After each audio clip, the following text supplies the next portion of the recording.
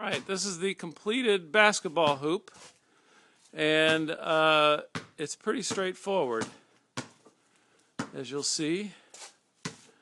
I haven't seen anybody put any pictures up yet of this thing. Mommy, I found it to be pretty easy to put together, actually, and I didn't need a second person to do it until I got up to the top. And that's the part that matters when you get to the top. And as you're going to see here, you've got the hoop. At its lowest level is probably about 6 feet, 8 feet actually, maybe 7, something like that. I didn't measure it. And you've got to put this thing on. You're definitely going to need 2 people. You got to put this through here, and you got to connect to these bolts right here. These are new bolts. This is already on. You've put this bracket on that goes up here, and you've got to connect it all the way up at the top. Somebody is going to have to stand on a ladder in the back, and then somebody else is going to have to be up front manhandling this net piece and holding it in while you're screwing here.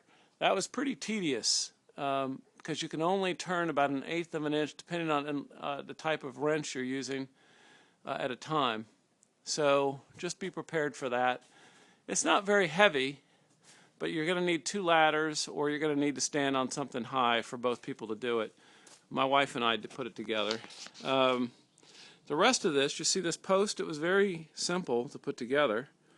And it just connects down here on the bottom very simply. There's a couple of bolts. You just push it up, and then you screw these brackets in. Very easy, actually. And if you just think about the instructions before you do it, you shouldn't have any problem at all. It took about 2 hours. One thing I want to show here is that the goal isn't, this board is flush against the post, and some of the reviewers talked about that. So in some of the other basketball nets, it's pushed out a little bit.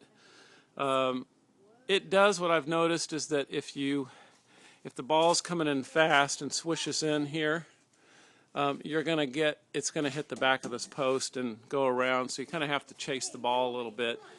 And if you've got bigger kids who are trying to dunk it, they might run into the back of it. But otherwise, it's good. And the board, you know, the headboard is fine. It's a little small, but we've got little kids, so this thing works great.